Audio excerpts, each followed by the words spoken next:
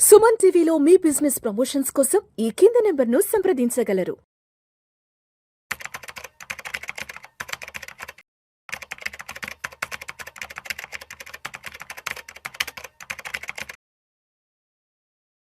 అనిల్ గారు నమస్తే సార్. నమస్తే విష్ణు గారు. Welcome to Vishnu talks. Thank you for inviting అండి. అనిల్ గారు, ఒక్కసారి ఇవాళ బంగారం వెండి ధరలు ఎలా రికార్డుల మోత మోగిస్తున్నాయో చూద్దాము. గోల్డ్ 24 క్యారెట్లు 10 గ్రాముల ధర విషయానికి వస్తే 1,27,000 రూపాయలు క్రాస్ అయిపోతుంది. గోల్డ్ 22 క్యారెట్లు 10 గ్రామ్స్ అంటే ఆర్నమెంట్ గోల్డ్ 1,15,000కి క్రాస్ అయిపోతుంది. వెండి విషయానికి వస్తే 1 గ్రాము 182 రూపాయలు అంటే కేజీ 1,82,000 రూపాయలు అంటే 2 లక్షలకి పెద్ద తేడా ఏమి లేదు, పెద్ద దూరం ఏమి లేదు. అది కూడా ఒక 2-3 రోజుల్లో వెళ్ళిపోద్దేమో అనుకున్నాం. ఎందుకు ఇంతలా బంగారం వెండి ధరలు పెరిగిపోతున్నాయంటారు? అసలు కారణాలు ఏంటి? Present gold and silver trends ఎలా ఉన్నాయి? ఫస్ట్ తీసుకుంటే గోల్డ్ అండ్ సిల్వర్ ట్రెండ్స్ ఈ సంవత్సరం చూసుకుంటే నియర్లీ సిల్వర్ వచ్చేసి 65% to 70% ఆల్రెడీ ఈ క్యాలెండర్ ఇయర్లో 10 నెలల్లో 9 నెలల్లో పెరిగేసింది ఆల్రెడీ. అదే బంగారం కూడా ఒక 50 నుంచి 55% ఈ సంవత్సరం పెరిగేసింది. ఇది రకరకాల కారణాలు.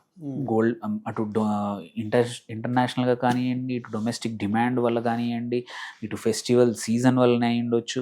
ఇవన్నిటి కారణాలు వల్ల కూడా ఇవన్నీ జరిగాయి. అందులో కూడా మనం కొంచెం డీప్ డైవ్ చేసుకుని ఎందుకు మేజర్ చూసుకుంటే గ్లోబల్ ఫ్యాక్టర్స్ వచ్చేసి పక్కా ఇన్ఫ్లేషన్ భయాలనేది అన్ని మార్కెట్స్లోనూ ఉన్నాయి ఎక్సెప్ట్ ఇండియన్ మార్కెట్లో. బట్ మనకు కారణం వేరే ఉన్నా గ్లోబల్గా మాత్రం వేరే ఎకానమీస్లో ఇన్ఫ్లేషన్ భయాల వల్ల అదొకటి మేజర్ రీజన్. దానివల్ల ఏంటంటే గోల్డ్ని హెడ్జ్ లాగా వాడుతూ ఉన్నారు ఇన్వెస్టర్లు కానివ్వండి, ఇన్స్టిట్యూషనల్ ఇన్వెస్టర్స్ కానివ్వండి, ఈవెన్ బ్యాంకులు కూడా వాడుతూ ఉన్నాయి. మేజర్ ఇష్యూ ఏంటంటే ఇక్కడ అన్ని పబ్లిక్ సెక్టర్, అన్ని సెంట్రల్ బ్యాంక్స్ ఏవైతే ఉన్నాయో ఇంతకు ముందు 12 నుంచి 13% మాత్రమే వాటి రిజర్వ్స్లో గోల్డ్ పెట్టేవి. అక్కడి నుంచి 23-24% తీసుకెళ్తే అంటే లాస్ట్ 2 ఇయర్స్లో ఇంత బంగారం కొనేసి వాళ్ళు వాళ్ళ వార్డ్స్లో పెట్టారు.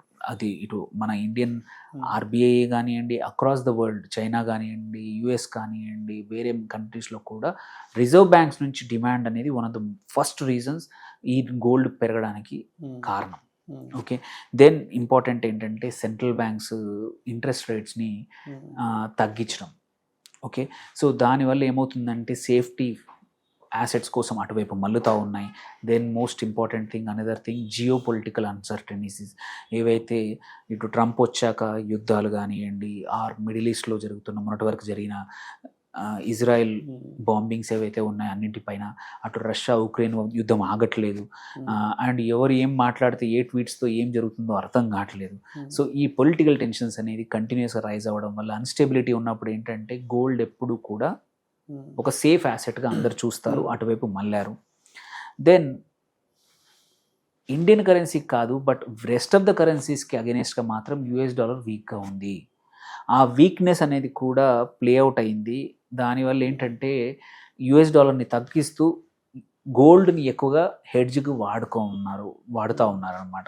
సో ఇవి మేజర్ 4 or 5 ఇంటర్నేషనల్ రీజన్స్. ఇంకా డొమెస్టిక్ రీజన్స్ కూడా ఉన్నాయి కొన్నింటి. అవేంటి చూసుకుంటే నేను చెప్పినట్టు యుఎస్ డాలర్ డిప్రిషియేట్ అవుతుంది అగేనెస్ట్ వేరే కరెన్సీస్, బట్ ఇండియన్ రూపీ కూడా యుఎస్ డాలర్కి అగేనెస్ట్గా డిప్రిషియేట్ అవుతుంది. అదొక కారణం. ఎందుకంటే మనం కొనేవన్నీ డాలర్లు పెట్టి బంగారం కొనుక్కుంటాం, ఇంపోర్ట్ చేసుకుంటాం. మన అవసరాల్లో 60 to 70% ఆఫ్ గోల్డ్ మనం ఇంపోర్ట్ చేసుకోవాల్సిందే. అలాంటప్పుడు మనం పెట్టేది యుఎస్ డాలర్స్. మన యుఎస్ డాలర్కి అగేనెస్ట్గా మన రూపీ వాల్యూ పడిపోయినప్పుడు ఆబ్వియస్లీ బంగారం ప్రైస్ పెరుగుతుంది ఇండియన్ మార్కెట్లో. అందుకే అదొక one of the first reason. Second, obviously demand ఎక్కువగా ఉంది. ఫెస్టివ్ డిమాండే కానివ్వండి, వెడ్డింగ్ సీజనే కానివ్వండి, ఇలాంటి టైంలో ఎక్కువగా పెరుగుతుంది. అది ఇప్పుడు ఆ టైము. దెన్ ఇంపోర్ట్ రిస్ట్రిక్షన్స్ కూడా గవర్నమెంట్ ఉంచినా తక్కువ చేసిన మైనింగ్ ఇష్యూస్ ఎక్కువగా ఉన్నాయి. మన దగ్గర డొమెస్టిక్ సప్లై ఎక్కువగా లేదు, సప్లై షార్టేజెస్ కూడా జరుగుతూ ఉన్నాయి. దో గవర్నమెంట్ యాక్చువల్లీ ఈ సంవత్సరం ఎక్సైజ్ తగ్గించింది, ఒక రకంగా బంగారం పైన మంచి చేసింది. బట్ స్టిల్ మిగిలినవి మాత్రం వాళ్ళు చేయలేకపోతూ ఉన్నారు. కాబట్టి గోల్డ్ కానీ సిల్వర్ కానీ అడిషనల్గా ప్రైస్ ఎక్కువగా ఉంటున్నాయి ఇండియన్ మార్కెట్లో. And one of the last important thing అందరూ ఇగ్నోర్ చేయకూడని విషయం ఏంటంటే చాలామంది దీన్ని ఈ 2 మెటల్స్ని కూడా ఇన్వెస్ట్మెంట్ ఆపర్చునిటీగా చూసుకుంటూ స్పెక్యులేషన్ ద్వారా కావచ్చు, or just pure long term investment కోసం కావచ్చు, ఈటీఎఫ్ల ద్వారా కానీ, డిజిటల్ గోల్డ్ ద్వారా కూడా మ్యూచువల్ ఫండ్స్ ద్వారా కూడా చాలా ఇన్వెస్ట్ చేస్తూ ఉన్నారు. సో ఇటు ఆభరణాల కోసం కన్జంప్షన్ చేసేవాళ్ళు అందరికీ కూడా డిమాండ్ 4 చోట్ల నుంచి డిమాండ్ పెరిగేసరికి ఈ 2 మెటల్స్ ఏంటంటే ఆగడానికి ఎటువంటి మార్గం చూపించకుండా ఓన్లీ పెరుగుతూ ఉన్నాయి. సో అందుకే ఈ 1 year ఇంత బాగా పర్ఫామ్ చేశాయి. సో ఇది ఈ 7-8 కారణాలు అనేటివి డొమెస్టిక్ ఇంటర్నేషనల్ కారణాలు అన్నింటి వల్ల జనరల్గా ఏంటంటే 1-2 ఉంటాయి కాబట్టి పరిగెత్తడం అనేది కొంచెం ఉంటుంది.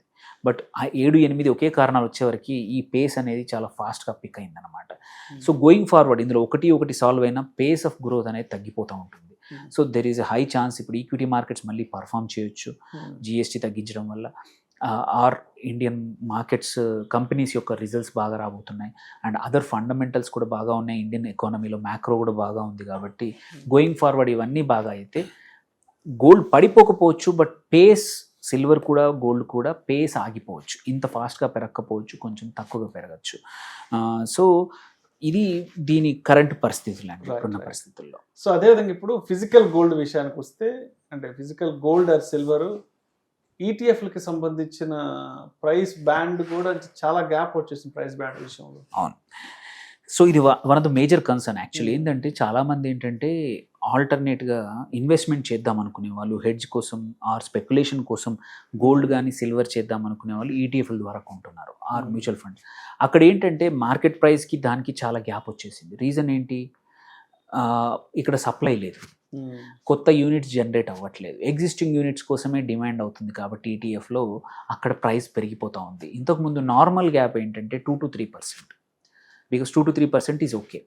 బట్ ఇప్పుడు నిన్న మొన్న కొన్ని రోజులు చూసుకుంటే గోల్డ్లో 16-17% వరకు గ్యాప్ వెళ్ళింది, సిల్వర్లో ఎస్పెషల్లీ. ఇది ఇంత గ్యాప్ అనేది ఇన్వెస్టర్స్కి ఒక వరీసం.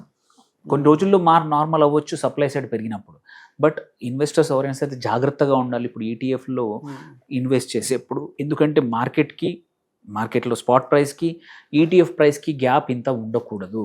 అది ఎనీహౌ ఈవెన్చువల్లీ ఒక 15 రోజుల్లోనో 1 monthలో మళ్ళీ నార్మలైజ్ అవుతుంది. ఎవరైనా పెద్ద లంసం పెడితే ఏంటంటే అంత పర్సంటేజ్ లాస్ అవుతారు. సో కొంచెం జాగ్రత్తగా ఉండడం చాలా ఇంపార్టెంట్. ఈ గ్యాప్ అనేది చాలా సిగ్నిఫికెంట్ గ్యాప్. ఒక 1%-2% అనేది meaningful gap, which is totally okay.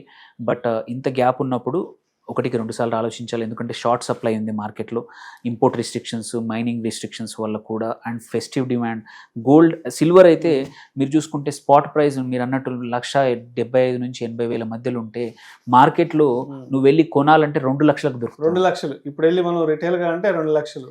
So ఎందుకంటే ఈ గ్యాప్ సప్లై, మెటల్ సప్లై తక్కువగా ఉంది. మామూలుగా ఇవాళ బుక్ చేస్తే ఇమ్మీడియట్గా ఇచ్చే సిల్వర్ కూడా 3-4 రోజులు వెయిట్ చేయాల్సి వస్తూ ఉంది, డబ్బులు కట్టి అడ్వాన్స్ బుకింగ్ చేసుకోవాలా, ఆ పరిస్థితి వచ్చింది. సో అందుకోసమే ఈటీఎఫ్లో పెట్టేప్పుడు గ్యాప్ ఎక్కువగా ఉంటే మాత్రం 1-2 సార్లు ఆలోచించుకోవాల్సిన అవసరం ఇన్వెస్టర్స్ ఉంది. జస్ట్ బికాజ్ ఈ ఫ్రెంజీలో ఇప్పుడు గోల్డ్ సిల్వర్ పెరుగుతున్నాయని మనం కూడా చేద్దాంలే, మన దగ్గర 20,000 ఉన్నాయి, 50,000 ఉన్నాయి, ఈటీఎఫ్ల ద్వారా మనకు డిమాండ్ ఉంది అని ఎక్కువ రేటు కొని తర్వాత ఇబ్బంది పడొద్దు, జాగ్రత్తగా ఉండాలి. సో గోల్డ్ ఈటీఎఫ్స్ ఎందుకంటే ప్రీమియమ్స్ మంచిది కాదు. Small premium is okay, but ఇంత ప్రీమియం గ్యాప్ అనేది మంచిది కాదనమాట. రైట్. సో మరి ఇప్పుడు ఈ ధనత్రయోదశికి మరి ఇప్పుడు ఈ పెరిగిపోతున్న విపరీతంగా ఆకాశానంటే పోతున్న బంగారం ధరల్ని దృష్టిలో ఉంచుకొని కొనాలంటారా, వద్దంటారా? లేదంటే కొద్ది రోజులు ఏదైనా వెయిట్ చేస్తే ఇంకేదైనా కొంత డిస్కౌంట్ ప్రైస్లో వచ్చే అవకాశం ఉందంటారా? అసలు ఏమైనా ఛాన్స్ ఉందా తగ్గడానికి? షార్ట్ టర్మ్లో కొంచెం స్మాల్ కరెక్షన్స్ అవ్వచ్చు, కానీ ఇంత ఫాస్ట్ గ్రోత్ మళ్ళీ ఫ్యూచర్లో అవుతుందా అంటే చెప్పలేము. గోయింగ్ ఫెస్టివల్ డిమాండ్ తర్వాత కొంచెం స్లో డౌన్ అవ్వచ్చు. సో అందుకోసమే ధనత్రయోదశి రోజు ఏంటంటే కొంచెం చిన్నగా పర్సనల్ యూజ్ కోసం, సెంటిమెంట్ కోసం స్మాల్ వాల్యూమ్స్ కొనుక్కోండి. ఏదైనా పెద్ద పర్చేస్ ఉంటే మాత్రం కొంచెం వెయిట్ చేయొచ్చు. ఓకే, పండుగ తర్వాత మళ్ళీ సప్లై పెరగచ్చు. పెరిగితే కొంచెం ప్రైజెస్ ఈ గ్యాప్స్ అనేవి తగ్గి స్పాట్ ప్రైస్కి, ఎంసీఎక్స్ స్పాట్స్ ప్రైస్కి, యాక్చువల్ ప్రైస్కి దగ్గరలో గ్యాప్ తగ్గచ్చు. అప్పుడు అట్లీస్ట్ కొంచెం అన్న కరెక్షన్ రావచ్చు. అండ్ ఆల్సో స్పెక్యులేటివ్ బయింగ్ కొంచెం దూరం చేస్తే మంచిది. ఎందుకంటే రికార్డ్ హైలో ఉన్నప్పుడు ఎప్పుడైనా సరే కొంచెం జాగ్రత్తగా ఉండాలి మార్కెట్స్. ఎందుకంటే ఇప్పుడు ఇంత రికార్డ్ హై రన్ అనేది నడుస్తూ ఉంది, ఏది న్యూ టాప్ అనేది ఎవరికి తెలియదు. అలాంటప్పుడు ఏంటంటే ఫస్ట్ ఒక 6 months 1 year బ్యాక్ ఇన్వెస్ట్ చేసిన ఇన్వెస్టర్స్కి పెద్ద నష్టం ఉండదు. బట్ ఇప్పుడు ఎంటర్ అయ్యి పెద్ద వాల్యూమ్లో డబ్బులు అక్కడి నుంచి తెచ్చి అప్పు తెచ్చి లేకపోతే ఇంకేదో కొనుక్కొని వచ్చి పెట్టే వాళ్ళు ఉంటారు. వాళ్ళు మాత్రం కొంచెం రిస్క్తోనే ఉంటుంది.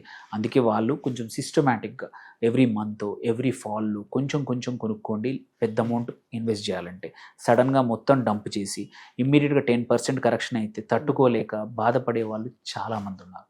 సో అది కేర్ఫుల్గా ఉండాలి ఈ టైంలో. సో ఆన్ ద హోల్ మనం చూసుకుంటే ఏంటంటే వెయిట్ చేయొచ్చా అంటే వెయిట్ చేస్తేనే కొంచెం మంచిది. అండ్ స్మాల్ వాల్యూమ్స్లో కొనుక్కోవడం ఉత్తమం.